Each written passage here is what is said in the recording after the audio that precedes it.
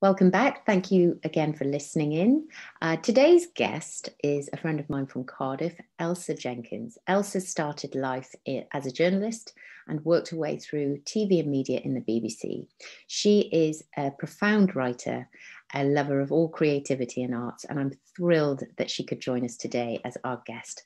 Welcome, Ailsa. How are you? Hi, Debs. I'm great, thanks. How are you? I'm good, thank you. Really glad it's Friday, really glad it's spring, and feeling like there is an end in sight. How have you been in lockdown? I haven't been too bad, actually. I've got a dog moving around in the background, and This is BB. This is BB. She's deaf and blind, but she is she's beautiful, and she just makes such a difference. I think all the lockdown and you not be able to see people, and so going out with her has been brilliant. Yeah, I know. I feel the same. My dog is my true companion. Welcome, BB. Hi. Thank you so much for joining us and offering to be on this series of My Passion into Purpose. Could you start by telling us a little bit about what you were doing before a crucial turning point in your life? Sure. I worked in newspapers originally when I started working. I then moved into television in my late 20s. I worked at the BBC for 16 years. I left the BBC to go freelance, really. In 2014, I went on a big trip. I got myself a rescue dog. I did all these things I kind of wanted to do. And I then went freelance. And I'd been diagnosed with breast cancer in 2011, which had been the beginning of the change of direction in my life. I think it really made me sit up and realize I wasn't going to live forever. And I really remember this key moment of looking in the mirror thinking there's all these things I want to do one day. And when's one day? Might as well be never. But I kind of carried on, and then I left the BBC and it was all going really well. And then I got secondary cancer, which was cured, which was fantastic. But it meant that I was no longer able to work as a television producer because I had a very big operation on my leg. And that was it had been this series of little changes that were kind of putting in place this change for me. And that's when the kind of the end of the change took place. Sorry. That's okay. So 16 years working in television and production and the BBC being the institution that it is. And suddenly your body tells you in quite a severe way, you're not doing that anymore. I'm going to put you in a position where you have to change track. And is that the moment, do you feel, or those sequence of changes and chapters that brought you into your purpose of committing to writing? I think it is, because I think even after the secondary diagnosis, I had this very big operation, and I didn't quite realize how big and life-changing it would be because it had been so last minute. I only found out an hour before the surgery that I had secondary cancer. I didn't quite understand the implications of it all. So that was in December of 2015. So I thought I'd be back in work by May the following year. As a TV producer, I didn't really get to grasp, and then people say, well, I think you should take a year off, and the time has gone on. It's been five years now, and at some point, I think probably 2016, 2017, I started to think, okay, this is really I think by the end of 2017 I realized I wasn't ever going back to television. And by that time I'd started to write, and because I'd written over the years bits and bobs, but I'd been very peripheral and not focused in my head about doing it. I'd always wanted to do it, but it had never taken center stage. So your play of 2019, An Invisible Woman, please tell me about that, about the subject matter, but also how this transition from your secondary diagnosis and operation, how it got you into that space of writing your first play. I played around a lot with the different mediums like plays and radio and TV and what have you. But I started to write this because part of my treatment for so ongoing kind of preventative treatment is to be in this permanent chemical menopause. And I was just really shocked by how little I knew about it. That this change in your life was so enormous and so radical, and big emotions and no one talks about it. And so that really kind of started off my idea that, also that I always remember my mother saying, when you hit 50, you become invisible.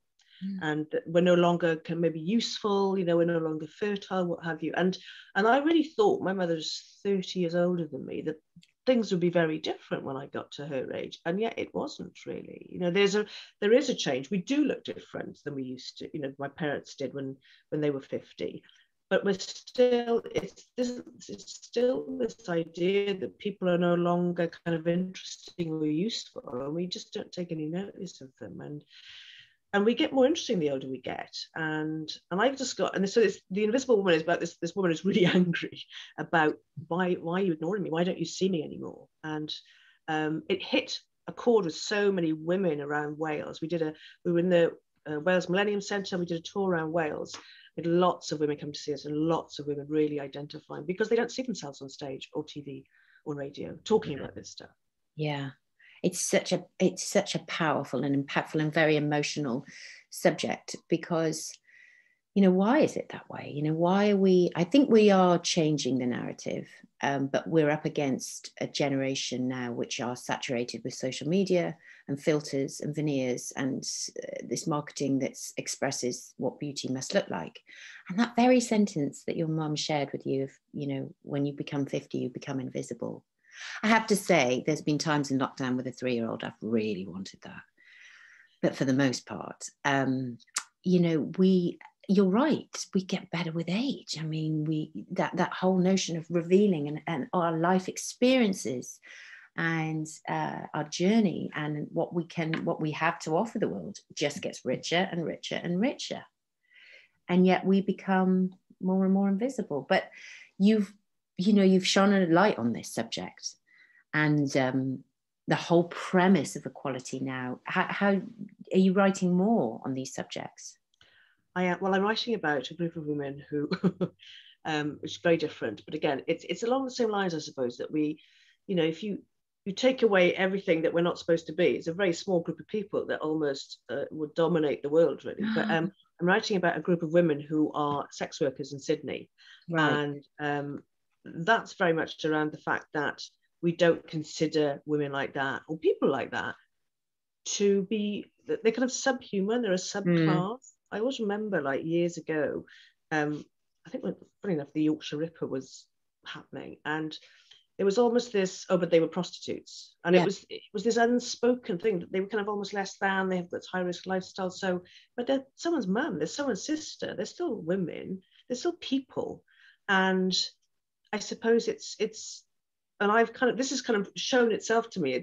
When I write, my writing takes me somewhere. It's almost like I kind of lose control of it in a certain way, because I kind of wonder where I'm going with it. And I really wanted to show that these are real women, and they're nice women. You know, they've got lives. They're not this kind of discard of society, which is what we think of so many parts of society. Really. Absolutely, we do.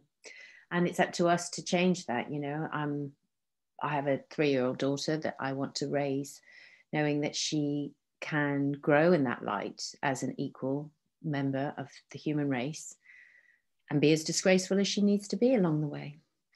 I'd like you to offer as well, if you may, a piece of advice, because one of the things, Ailsa, that's been coming up in conversation this last year with friends of mine and colleagues too, that people aren't living the life they want to be doing. And COVID's shone a spotlight onto this. And they're not doing their purpose. What advice could you give to someone listening who is in that rut or that place? What would you say to them? I would say just do something small. Just start somewhere small. Even if you look up a course or you do a bit of research on the internet, it's that doing that makes the difference. I know that when I was kind of working and I wished I was writing, and that's nothing but my own job. It was just this thing that the passion was greater and I needed to do it, and I could just feel it all the time. And so I would look up courses or ideas, and I just would make me feel better. And so I think it can be really, if you look at where you are and where you want to be, that's a massive jump, and you might think, I don't know how to get there. But if you start, just make one small change, you know, if whatever it is, if you plan to do something on the weekend, you just even find out something about it. And I think it's really interesting, because you might think, well, what's reading about doing, you know, if you wanted to be a potterer or what have you, a ceramicist or something, what good would that do?